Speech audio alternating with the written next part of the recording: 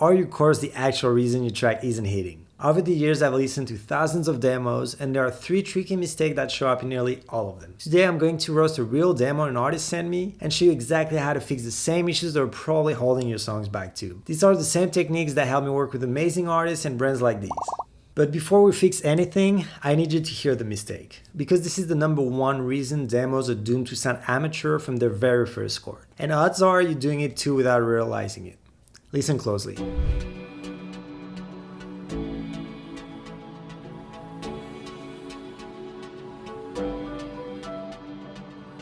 Did you catch it? Let's zoom in.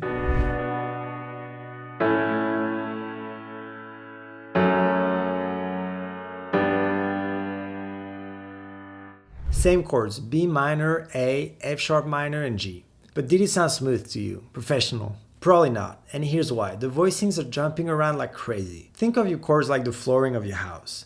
If it's bumpy and uneven, nothing you build on top will feel right. Here's how to fix it, using one of the most powerful tools in music theory, voice leading. If I could only keep one theory trick after all these years, this is the one. Watch this. Here's one note, and here's where it leaps to.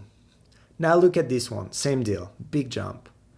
But if we just invert this note, drop it an octave, suddenly these leaps shrink. That's voice leading in action, take a listen.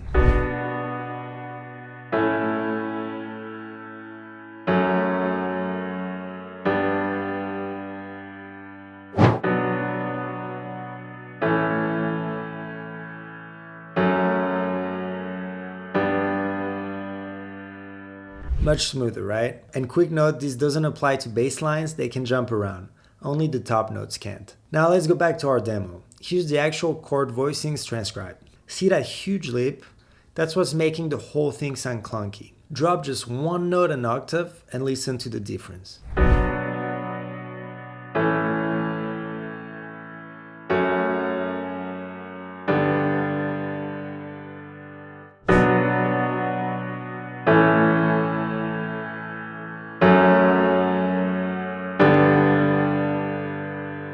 This is better, right? Here's your quick fix toolkit for smoother chord progressions. Keep common tones. If a note appears in both chords, don't move it. Move stepwise. Shift notes by one step instead of jumping around.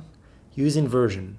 Change the chord shape by dropping a note an octave to reduce jumps. But we're just getting started, because if we miss the next step, what we just did is useless. Because we only fixed the essence of the chords, but we missed the presentation. And chances are you might be making the same mistake. Let me play you the same demo again. This time, focus on the sound itself, not the notes.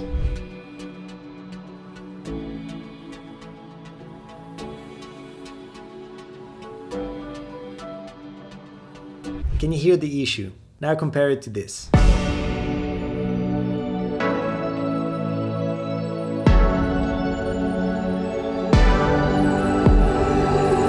Night and day, right? The only thing we change is the sound selection. The demo version is flat and dry. To fix that, I use what I call the sound stack. Step 1, the hero tone. Start with one main synth that does the heavy lifting. In its depth, warmth, and character. Cheap sound, kill the vibe, so don't cut corners here. Here's mine.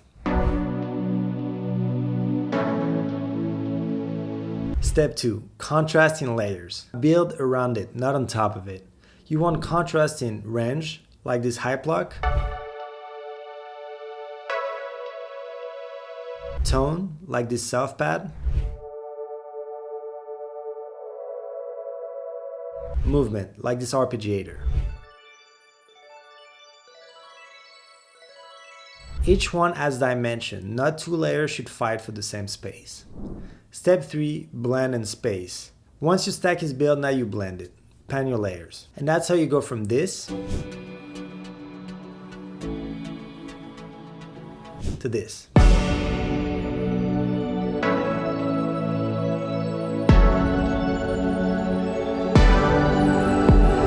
But I gotta be real with you, I cheated.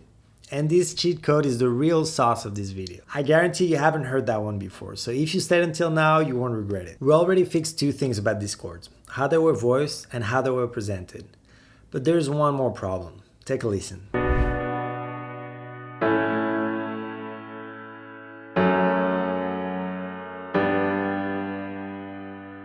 Does Doesn't it sound a little basic? That's because we never left the simplicity of the triads, just 3-note chords.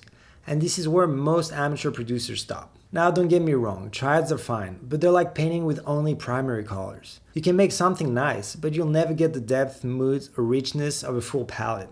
So here's the upgrade, listen to this progression again.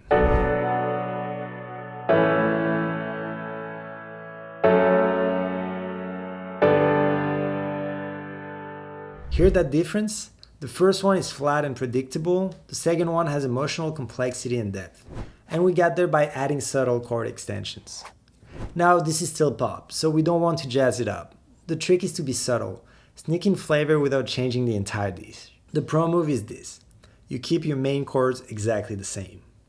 Let me show you. Step 1, copy your chords into a higher octave. Keeps the original triads in place. That's your foundation. Step 2, nudge your root note into an extension. Move it up 2 semitones, you've got a ninth. Or drop it by 1 or 2 semitones, you've got a seventh. Just experiment with these 3 and trust your ear.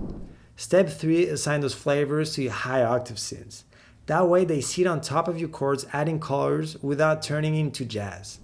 Now listen to the difference.